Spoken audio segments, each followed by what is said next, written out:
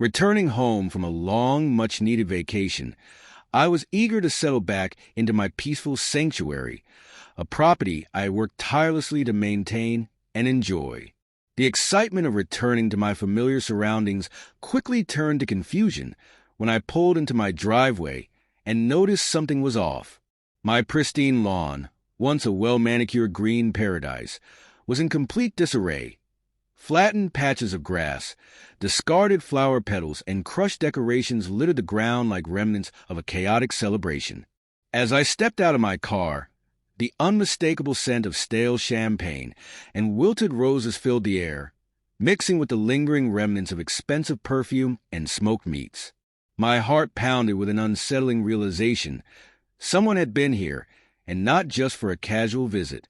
A closer inspection revealed that my porch was adorned with stray ribbons, and my backyard, once an oasis of solitude, had become a wasteland of overturned chairs, stained tablecloths, and the unmistakable imprint of a large tent. It was as if an entire wedding had unfolded in my absence, without my knowledge or permission. The audacity of it all sent a cold rush through my veins, but I needed proof before jumping to conclusions. My first instinct was to check my security cameras, but upon entering my home, I found that my Wi-Fi had been tampered with. Someone had cut off my access, leaving the footage blank, as if they had anticipated my reaction. Anger simmered beneath my skin as I moved through the house, discovering additional signs of intrusion. Faint traces of muddy footprints, an unfamiliar scent of floral arrangements, and even a few forgotten plates and utensils in my kitchen sink. The sheer disrespect left me breathless. This wasn't just a small gathering. It was a full-blown, extravagant event that had been planned and executed without my knowledge. Who had the nerve to do this? Who had the gall to use my private property as their personal wedding venue? As I stepped back outside, still reeling from the shock, a glimmer of gold near my garden caught my eye. Bending down, I retrieved a small, engraved napkin that read, "Karen and Richard's wedding, a day of elegance." My breath hitched. Karen, that name alone was enough to send a fresh wave of fury through me. Karen, the HOA president, the same woman who had spent the past year trying to enforce ridiculous rules on me, despite my property not even being part of the HOA. She had pestered me about my choice of fence, my driveway color, and even the placement of my trash bins, all while acting as if she ruled the entire neighborhood. And now, she had the audacity to host her wedding on my land. My fingers clenched around the napkin as I felt my rage sharpen into something far more potent: determination. I needed to gather more proof, to document every single detail of this violation before I confronted her. My phone's camera clicked rapidly as I captured images of the mess: wine-stained grass, crushed petals, scattered plates, even an abandoned pair of high heels near my back patio. The deeper I dug, the more evidence I uncovered. An entire catering menu was left behind, detailing an expensive 3-course meal. A few leftover wedding programs were crumpled near my fence, listing the names of bridesmaids and groomsmen. And then the final blow: a thank you card addressed to Karen and Richard, thanking them for the unforgettable night and complimenting the stunning venue. My venue, my property, my land. The audacity was almost laughable. My hands shook as I continued my investigation. Not only had she trespassed, but she had marketed my private property as her wedding venue, going as far as to host a full-blown event while ensuring I was away to prevent interference. The thought of dozens, no, possibly hundreds, of guests trampling over my lawn, celebrating in my backyard, and acting as if they had every right to be there made my blood boil. And what about the damages? My garden, once blooming with color, was now trampled beyond recognition. The lush green grass had been flattened under the weight of tables, chairs, and dancing feet. Even my once pristine patio now bore stains of spilled drinks, and my outdoor lighting was damaged, with wires ripped out as if someone had tried to remove their decorations in a hurry. This wasn't just an invasion of privacy. It was blatant theft. Theft of my space, my peace, and my property. My teeth clenched as I realized the full extent of what had been done. This wasn't an accident. This wasn't a misunderstanding. This was a calculated move. Karen had used my absence to her advantage, throwing herself a luxurious wedding at my expense. She had stolen my home for her fairy tale moment, knowing full well that I would return to the mess she left behind. But what she hadn't anticipated was that I wouldn't let this slide. I was going to make her pay. I stood in my wrecked backyard, fists clenched, my pulse pounding in my ears. The audacity, the sheer, unbelievable entitlement of this woman. Karen had not only trespassed, but had taken over my property for her wedding, deliberately waiting for me to be out of town to do it. My home had been treated as a venue for a lavish event I never agreed to, and now I was left with the mess, the damages, and the complete violation of my rights. I needed to act, and I needed to do it fast. The first thing I did was document everything. I took more pictures, made sure to capture every single sign of the event, from the crushed grass and floral debris to the forgotten champagne flutes, and even the program listing Karen and Richard's wedding schedule. I even found a discarded guest list, which was a gold mine, names, contact details, even RSVPs marked in neat little checkboxes. If I needed to prove what had happened, this was solid evidence. But I wasn't stopping there. I started knocking on my closest neighbors' doors. If Karen had thrown a whole wedding, there was no way it went unnoticed. At the first house I approached, a sweet elderly woman named Mrs. Jenkins answered, her face lighting up. "Oh, dear. I was wondering when I'd see you again. Your house looked so lovely for the wedding. I just assumed you had rented it out to Karen. The decorations were simply beautiful. Oh, the lights, the music, the dancing." I felt my eye twitch. "Mrs. Jenkins, I didn't rent my property to Karen. I was out of town." Her smile froze. Oh, dear." She clutched her pearls, eyes going wide. "You mean you didn't know?" "No," I said, my voice tight. "I had no idea." She gasped, covering her mouth with her frail hands. "Oh, my heavens, child. That is awful. And it was such a grand event. Everyone in the neighborhood was invited."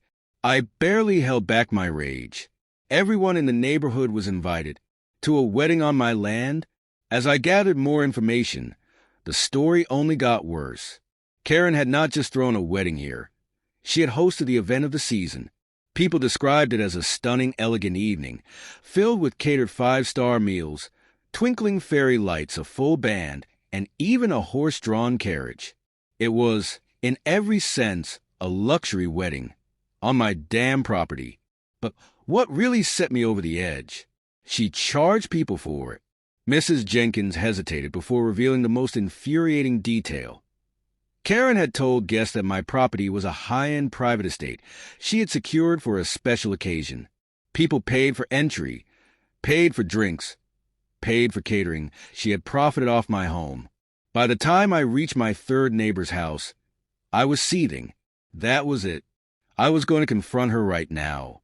I marched to Karen's house, my heart hammering, my mind racing with all the ways I could make her regret this. She had no idea what was coming for her. As I reached her porch, I saw her through the large glass windows, laughing with a group of friends, sipping wine like she didn't have a care in the world. Her perfectly curated home was as spotless and artificial as her personality. Modern decor, clean white furniture, everything designed for show. It made my stomach turn. I didn't knock. I pounded. The conversation inside halted. A second later, the door swung open, and there stood Karen, still in her expensive silk robe, her blonde bob immaculate, her expression one of fake surprise. "Oh, you're back," she said, smiling. "How was your trip?" I clenched my jaw. She was playing dumb. "My trip was fine," I said, my voice low, controlled.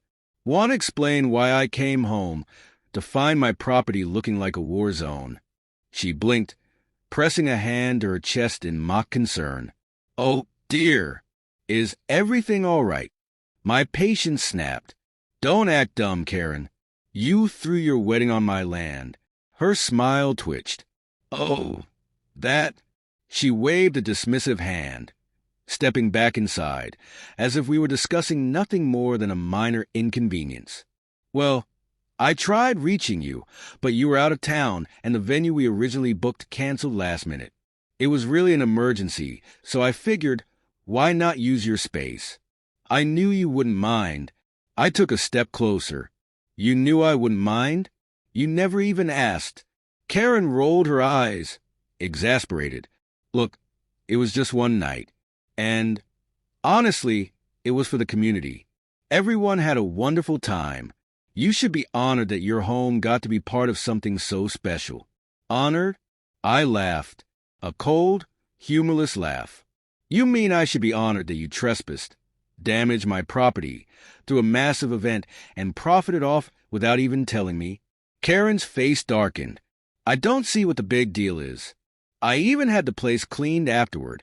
I stepped past her into the house, ignoring her protest as I snatched an expensive-looking wine glass off her counter and held it up. Oh, so the damage to my garden, my lawn, my security system, that was all part of your cleanup, huh? I slammed the glass down. You think you can just use my home like some rental space and get away with it? Her jaw clenched. I don't appreciate your tone. And I don't appreciate coming home to find out you turned my house into your personal wedding venue, Karen. The room fell silent. Her friends, who had been watching from the sidelines, now stared wide-eyed, waiting to see how she'd respond. Then her mask slipped. Karen folded her arms, her eyes cold and challenging. Look, you're overreacting. The event is over. Move on. Something in me snapped. I leaned in, my voice razor-sharp. Oh, I'm not moving on. In fact, I hope you're ready, because I'm taking legal action. Her face paled. You wouldn't? I grinned. Try me. Her bravado faltered, and for the first time, I saw fear in her eyes. She knew she had screwed up, and she knew I wasn't going to let this go. This isn't over, I said. Not by a long shot. And with that, I turned and walked out, already planning my next move. Karen had messed with the wrong homeowner, and she was about to pay the price. The moment I stormed out of Karen's house, my mind was set. I wasn't letting this go. Not only had she trespassed and thrown an entire wedding on my property without permission, but she had also profited from it, lying to the entire neighborhood while doing so. The level of entitlement was staggering. But what fueled my rage even more was how dismissive she had been. Move on? Overreacting? Oh, no.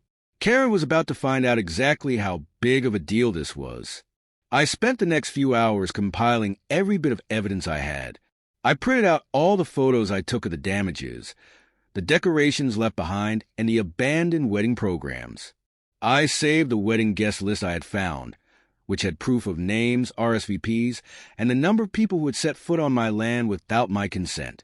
I even took screenshots of Karen's social media posts, where she had the audacity to share photos of her dream wedding at a private estate. But that wasn't the worst of it. A neighbor I had spoken to earlier, a local real estate agent named Mark, tipped me off about something that sent my blood boiling all over again. Karen had charged guests for entry. I did some digging, and sure enough, I found posts and messages from some of the attendees. Apparently, Karen had sent out invitations and charged exclusive access fees for what she advertised as a luxury private estate wedding. Some guests had paid hundreds of dollars for their attendance. She had turned my property into a business venture. That was all I needed. By the next morning, I was sitting in a lawyer's office. Filing a lawsuit against Karen was the easiest decision I ever made. Legal action begins.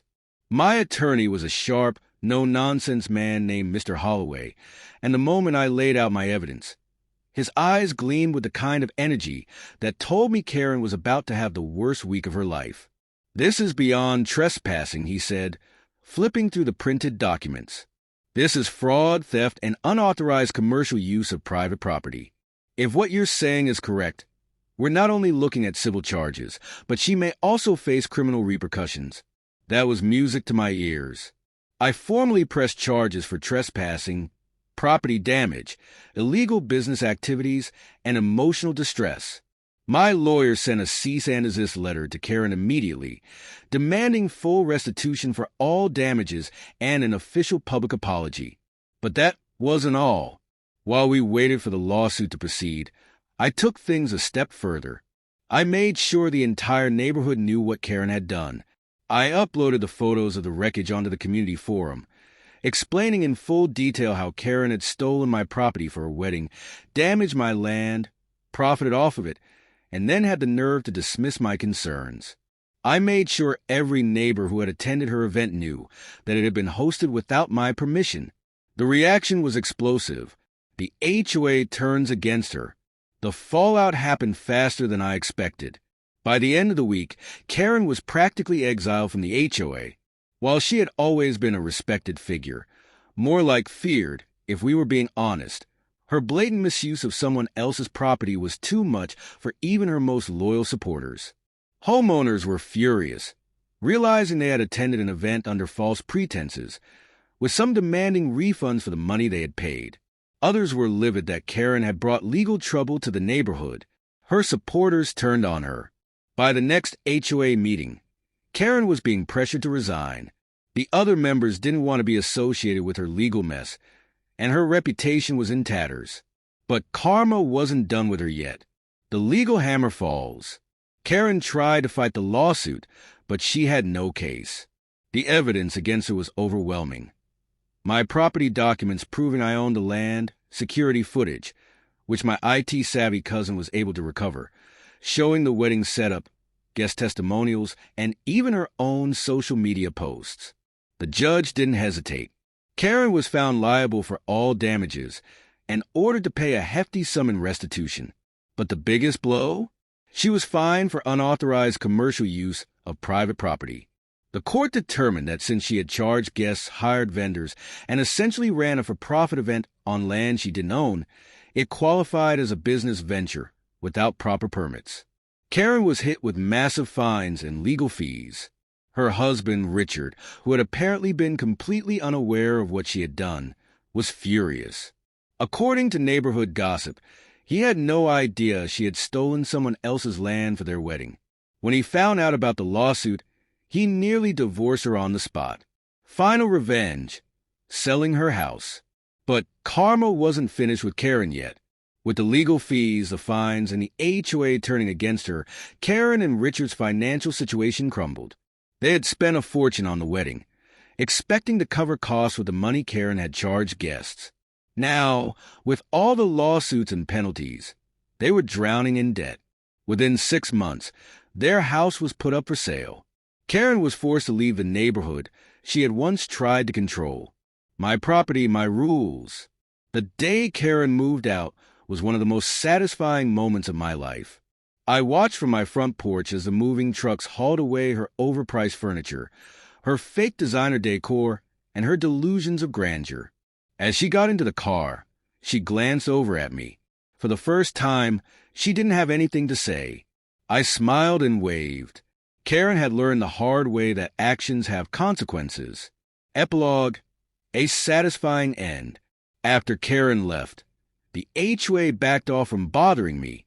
In fact, they stopped harassing any homeowner who wasn't officially part of the HOA. Karen's downfall had been a wake-up call for them. As for my property, I restored it completely. I replanted my garden, repaired my lawn, and upgraded my security system. No one was ever trespassing on my land again. And the best part, months later, I threw my own celebration on my land, a massive barbecue party for the whole neighborhood. This time, the event was on my terms. And Karen, she was just a cautionary tale, a lesson in what happens when you mess with the wrong homeowner. Justice had been served.